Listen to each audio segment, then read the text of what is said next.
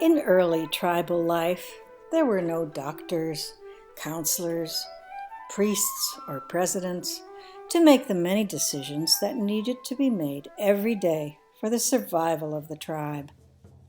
Those roles were filled by one dedicated person of exceptional gifts, a shaman, a man or woman whose only role was to advise, heal, and ensure the well-being of the tribe.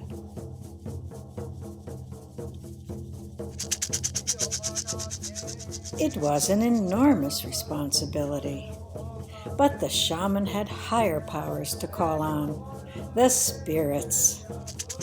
Sometimes he or she journeyed alone to the spirit world, with only a drum or rattle for guidance.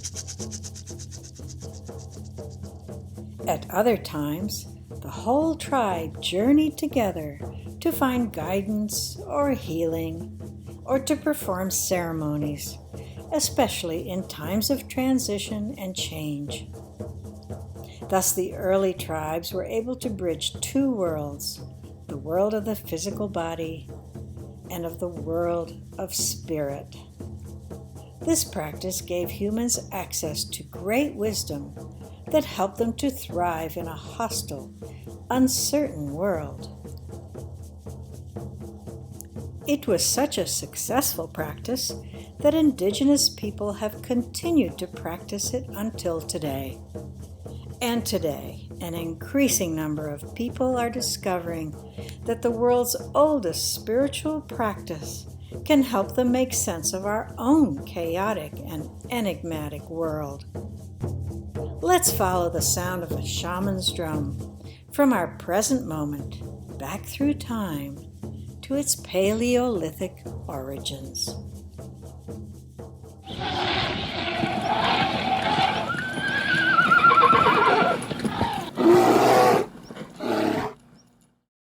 Long ago, in Neolithic times, our ancestors were dwarfed by the giants they lived with. Ferocious, unpredictable, dangerous giants. This gave humans a healthy respect for the power of the natural world and a wholesome understanding of our place in its intricate balance and design. So despite the many dangers, humans had other advantages that helped them to survive. They used tools and careful planning to outmaneuver so much brute strength. Above all, they had the power of community and cooperation to implement their strategies. Just imagine what it must have been like to be confronted with an angry, hairy beast so many times larger, towering over us, charging at us and waving a pair of enormous, curling tusks, snorting with a musty breath and an ear-splitting shriek, to warn us that he's very dangerous and we'd better not come any closer. Meanwhile, the ground beneath our feet trembles with the pounding of huge hairy feet of a panicked herd of mammoth.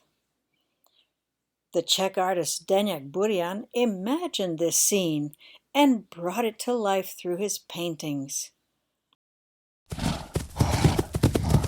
as well as to evoke the terror of being right in the path of a couple of charging, enraged hairy rhino.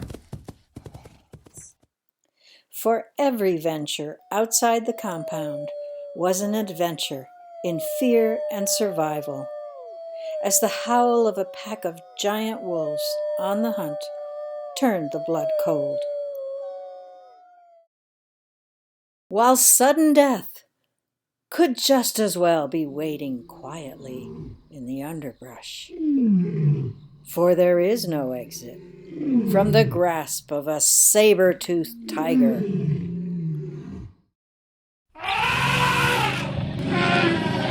So, for the hunt to be successful with a minimal loss of life, it took great cunning, planning, teamwork, and a deep understanding of the animals themselves.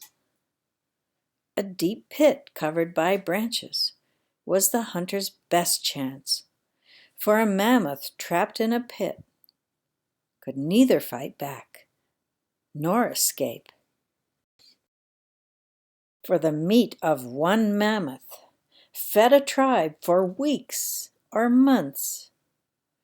Its bones made perfect building material for shelter from the cold winters, and its enormous hide was big enough to cover it. Living in small tribal settlements afforded the best protection from the constant dangers and uncertainties of life. Communal living created deep bonds among all its members. Life revolved around the needs of the most vulnerable, the women and children. For without the constant renewal of life, the social structure that made survival possible would collapse very quickly. At the spiritual center of every tribe was a shaman. He or she created rituals and ceremonies that continually strengthened the bonds of community, calling on the spirits for wisdom on issues facing the tribe, issues such as healing, hunting, migration, and personal relations. Here the village shaman sits in her hut, creating clay objects to be made for sacred ceremony. When winter finally gives in to spring, the prehistoric plains burst into full bloom, with lush grasses and fragrant flowers, attracting massive herds of animals, eager to fill their hungry bellies. They were soon joined by a neighboring herd of red deer peacefully gorging on the meadow grass. A pair of aurochs, the giant ancestors of our cattle, stood quietly grazing at a distance from all the commotion. A group of bison joined in the feast, lounging in the warm sun and ruminating on the tasty grass. Soon, pregnant bellies were giving birth to a new generation of young as their mothers stood watchfully by. Spotted fawns blended into the dappled prairie, keeping close to their mothers as they played and explored in their new domain. And herds of bison gathered close by in small family groups, with the powerful older males on the outside for protection, and the females close to the youngsters in the middle. Inevitably, two males would confront one another, with clacking hooves, deep snorts, and piercing shrieks as they fought for dominance. But the mares barely noticed all the drama. An unexpected sound creates panic and a sudden stampede. And so the herd moves on to new pastures. In the meantime, the stirring of spring has roused the human tribes too. Grateful for having survived another winter, they are preparing to honor the bringer of new life, the goddess. And for some of these tribes, it was time to renew their covenant with the divine in the form of a vision quest, a journey to the sacred caves of their ancestors. In the regions that are today France and Spain, prehistoric people have left behind intriguing evidence of their devotion to the divine feminine in the form of cave paintings. So let's tag along as the people prepare for their quest. Carrying few supplies, they will gather all they need along the way, singing to the land as they walk and preparing for a very important encounter. After days of walking and singing and telling stories, the weary travelers begin to recognize the familiar outlines of their ancestral hills, which seem to be welcoming them home again. At the base of their sacred mountain, standing before the entrance to the womb of the earth, the people have prepared well for this moment. They enter the cave one by one in reverent silence, scraping their hands and knees over jagged rocks. They are quickly swallowed up in the cold, dark embrace of the cave walls. Surely their hearts quickened, and their imaginations raced wildly as the darkness closed in, with visions of dangers that might lie ahead.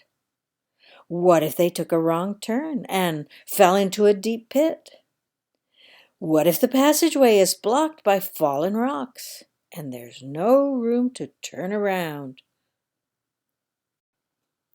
What if they disturb a nest of angry vipers or wake up a grumpy cave bear?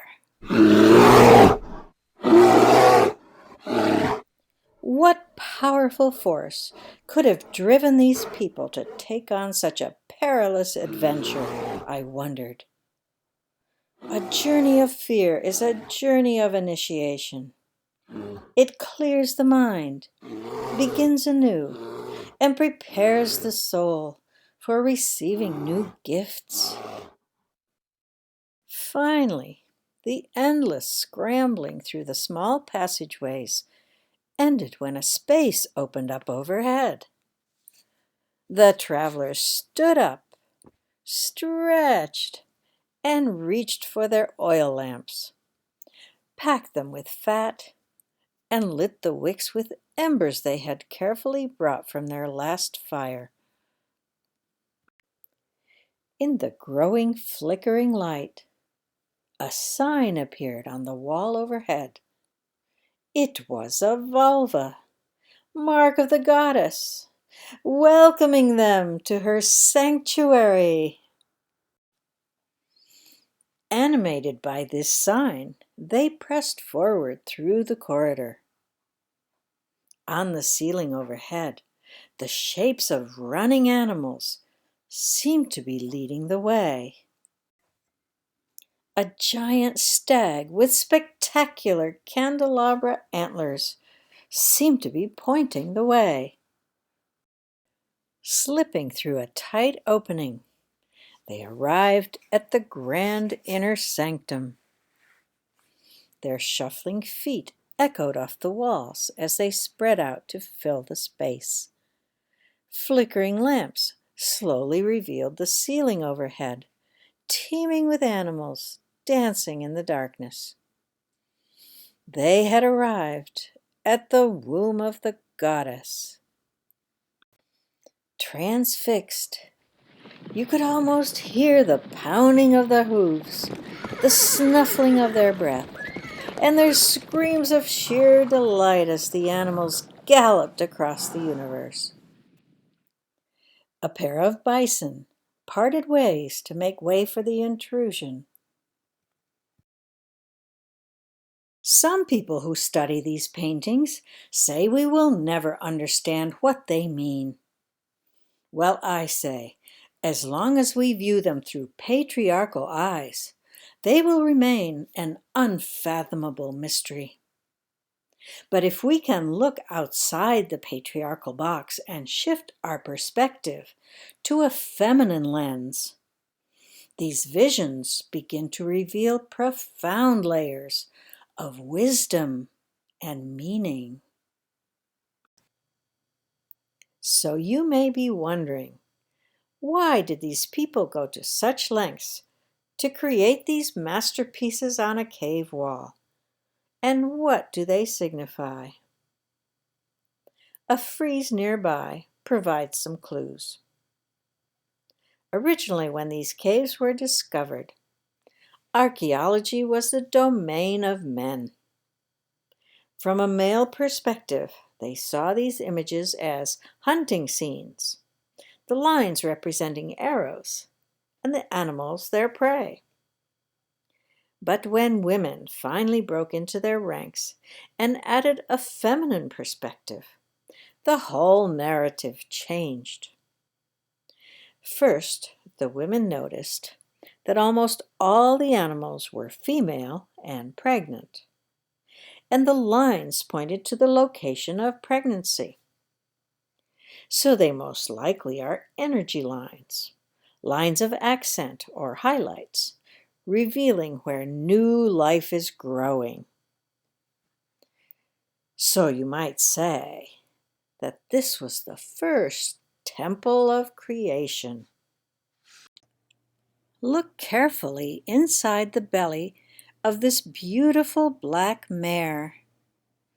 Can you make out her foal etched into the wall?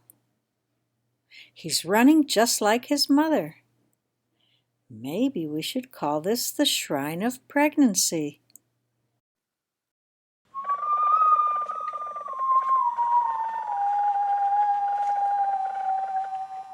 In the meantime, the lilting sounds of a bone flute brought everyone together to begin the ceremonies.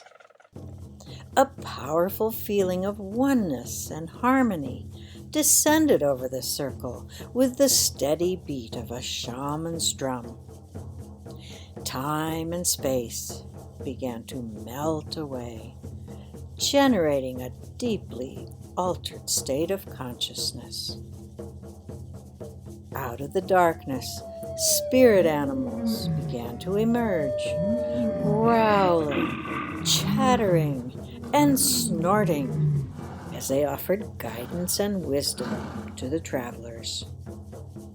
In their journeys of discovery, they sought inspiration for the sacred task of adding to the paintings already living there. Inspired by the spirit world, the artist searched for a place on the wall that seemed to call for a new painting.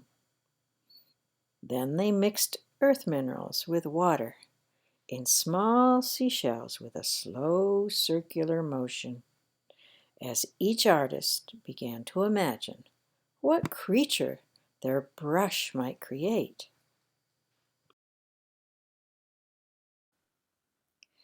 Shapes in the rock wall suggested a form waiting to emerge. A charcoal stick began an outline, and the brush followed as the form of an animal began to take shape.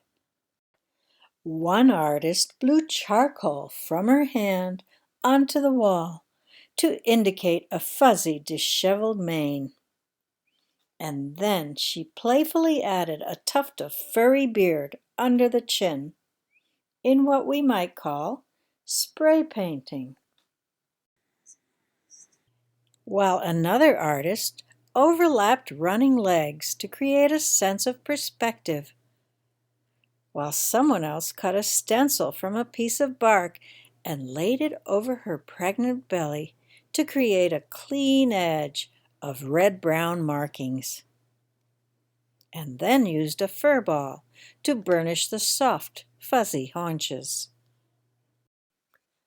With a rabbit hair brush, they added plants, symbols of growth, across her pregnant belly and in front of her chest to indicate the life force at work there, growing new life. And finally, they drew a comb-like symbol overhead, indicating the caring, nurturing presence of the goddess, firing up the renewal of life. As I took it all in, I was struck with awe when I realized that these were the very same methods of painting I had learned in art school 20,000 years later. could they have possibly known that they had created the first art school? We present-day artists owe these long-ago ancestors our gratitude and our admiration. Not only were these artists proficient in representing reality, but they were also able to express joy and whimsy in an exaggerated, cartoony way. Look at this powerful running cow, topped with a tiny jaunty head, a dish face, pointy ears, and floppy horns, giving her a silly, playful look. And there may well be deeper layers of meaning to these paintings. Some people have found these images to imitate star patterns in the sky, so we may be witnessing the earliest astronomers. People who spent most of their time outdoors would have been very knowledgeable about the configurations of the stars, and the images they saw were reflections of life below, indicating the existence of a cosmic consciousness. As above, so below. But the most important ceremony still lay ahead: the initiation of the young into adulthood and into the world of spirit. The shaman began to create sacred space by blowing out clouds of fragrant herbs. He drummed, chanted, and invoked the ancestors to join in the ceremony. When the moment arrived, he arose, made his way to an opening in the ground, and disappeared in the darkness. One by one, the acolytes followed. Grasping a thick rope, they slid down a steep passageway between two huge rocks, feeling their way in the darkness, until they dropped with a thud to the floor below. This is the modern-day illuminated and enhanced version of that same passageway. You can only imagine that the original way down in complete darkness, with only the feel of the rock for guidance, would have been a true test of initiation. When everyone had gathered below, and the lamps were relit, strange images emerged on the walls. One powerful image captures the essence of the ceremony about to take place. The central figure is a shaman with bird toes and a bird mask, indicating he is possessed by the goddess. In a moment of epiphany, the goddess reveals herself to him in the form of a great bull. And the shaman, overcome, swoons at her overpowering presence. At that moment, he drops his bird staff, the symbol of his power. Like the shaman, the acolytes will soon have a profound encounter with the goddess themselves. How will that encounter transform them? And what is the significance of the strange figure of the rhino on the left? If we once again refer to the constellations, these images take on a new layer of meaning. Taurus becomes the bull of the goddess. The shaman is represented by Orion. The rhino has transformed into Leo. And the staff is symbolized by Sirius, the dog star, brightest star in the sky.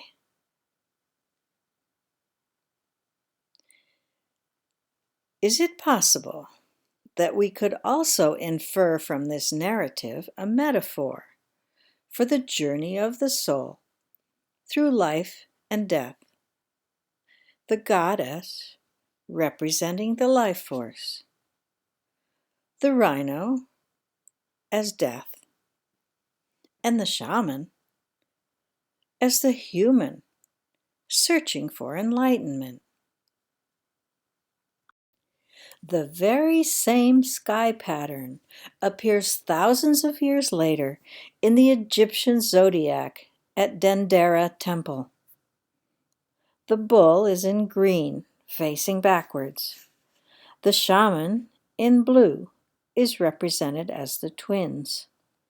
The rhino, in yellow, has become Leo, and the staff, in red, has transformed into Horus, the Egyptian sky god. There is possibly one more astrological relationship embedded in these figures. The eyes of the bull, the shaman, and the bird seem to connect into what some say is the summer triangle, a formation of the stars Vega, Deneb, and Altair. And so it may be, under the watchful eyes of heaven, that the young people were finally initiated into adulthood and into the realm of the goddess. When the final ceremony had been completed, the people's covenant with the goddess had been renewed, and it was time to begin the return to the middle world. Bleary-eyed from days in the dark and disoriented by a deeply altered state, the people began a journey of transition to make their way back.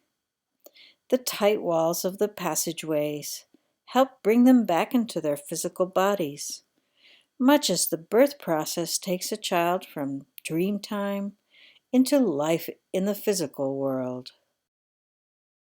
Finally, a few rays of light filter through the darkness, preparing their misty eyes for re-entry into a light-filled world.